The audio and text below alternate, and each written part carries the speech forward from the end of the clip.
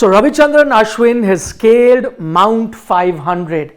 Now the 9th bowler in the history of the sport to get 500 test wickets. The 5th spinner to do that, but most importantly, he is the 2nd fastest to reach this milestone. The fastest, of course, Muthiah Muralidharan in just 87 test match.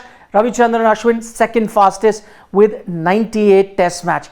Guess what? He's quicker than the likes of Anil Kumble, quicker than the likes of Shane Warne, and that is something that has ignited a bit of a debate on social media. Many saying do not compare Ashwin with a Kumble, with a Warne when it comes to the number of matches taken, because Ashwin had the opportunity of bowling on some rank turners in Indian condition. Is that correct? Is that assessment correct? Or are we being unfair to Ravichandran Ashwin? That's exactly what we're trying to figure out in this video. We'll do a deep dive in certain numbers of Ravichandran Ashwin and compare him to the rest of the legends that I just mentioned.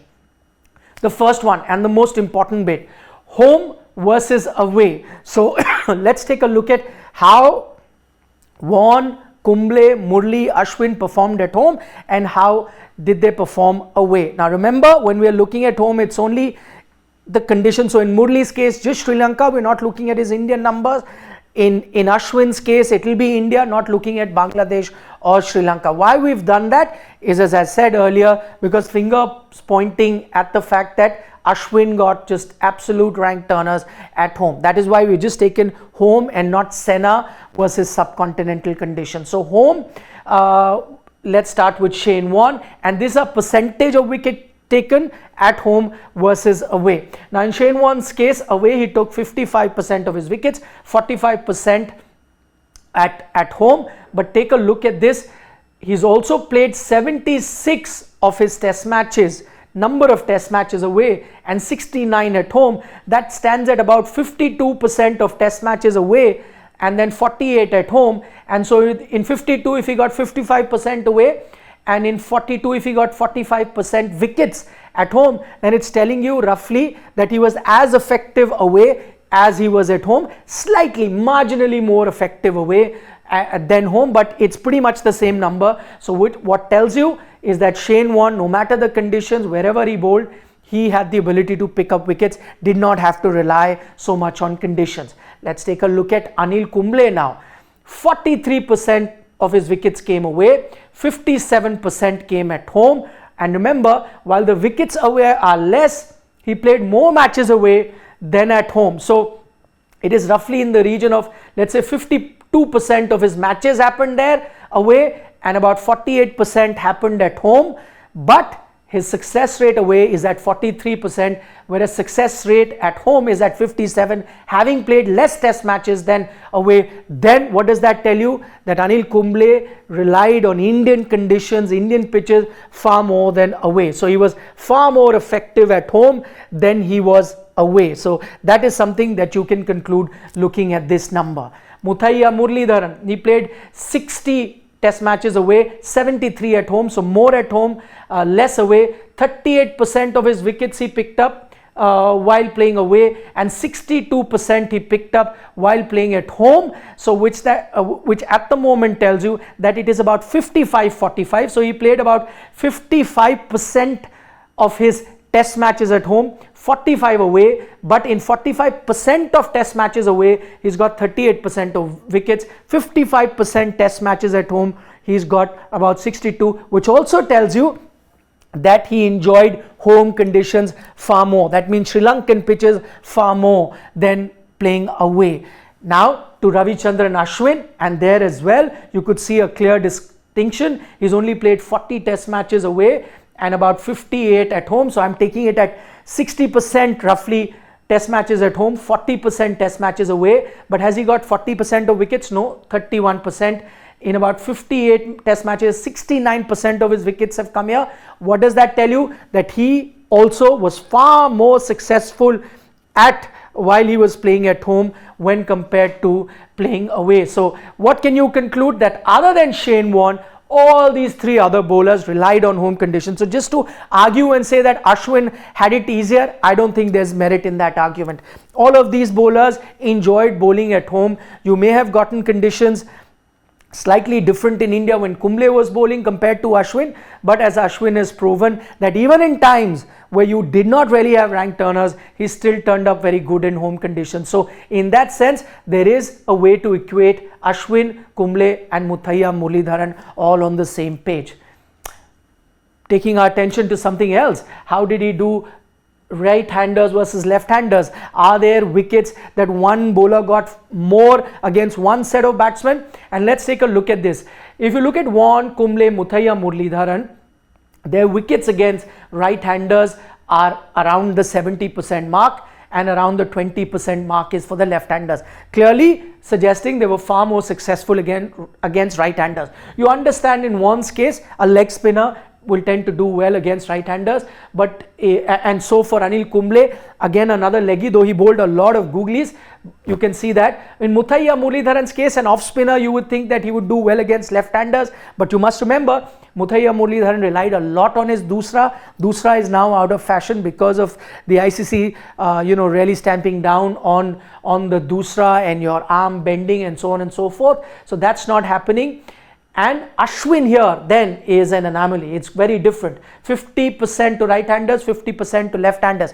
One thing that you must add, when you look at these numbers roughly, and this is a rough estimate, that majority of teams, you will know based on the test matches that you witness, about 70% of the batters in each team are right-handers and about 30% will be left-handers. So it's not necessarily the kind of bowlers.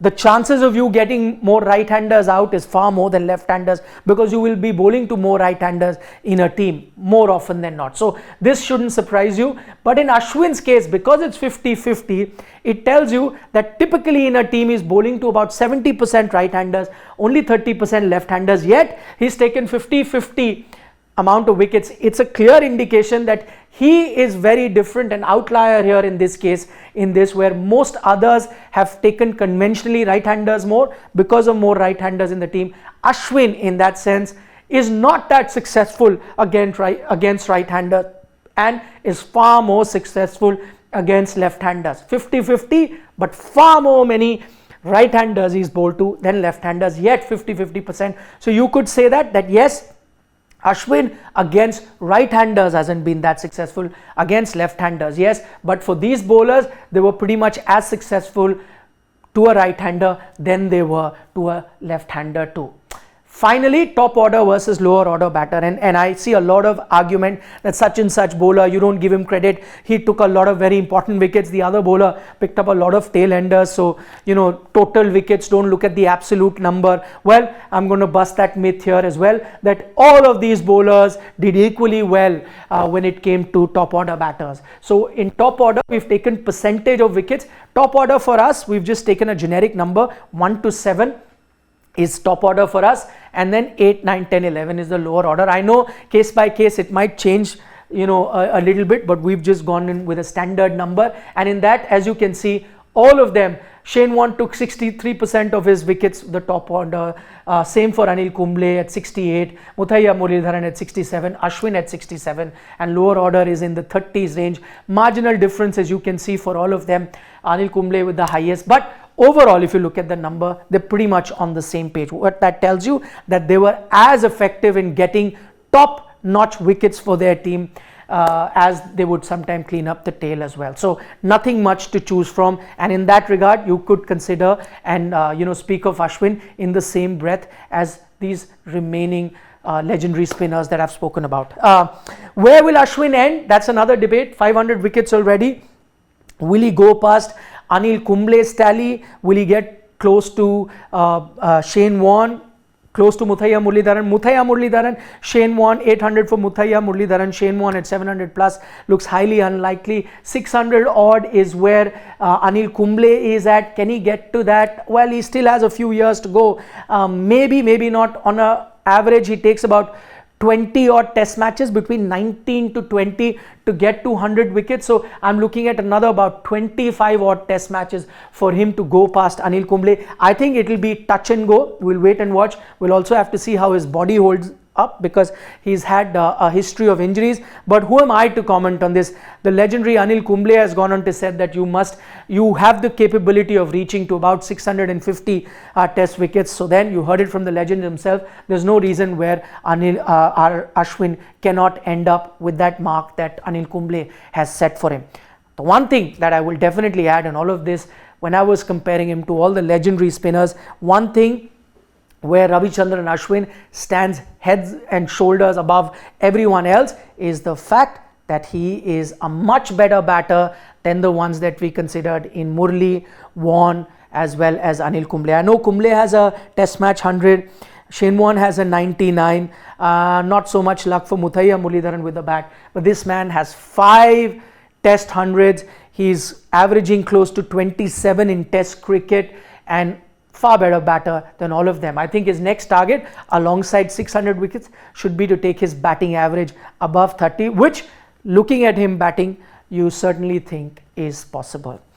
Do let us know what you think of our analysis. Do leave us a comment, and that helps us look at different perspectives as well. Do give us a like if you enjoyed our content, and do share it with your friends, the ones that are cricket crazy like yourself, like us, and don't forget to subscribe to Sports Today.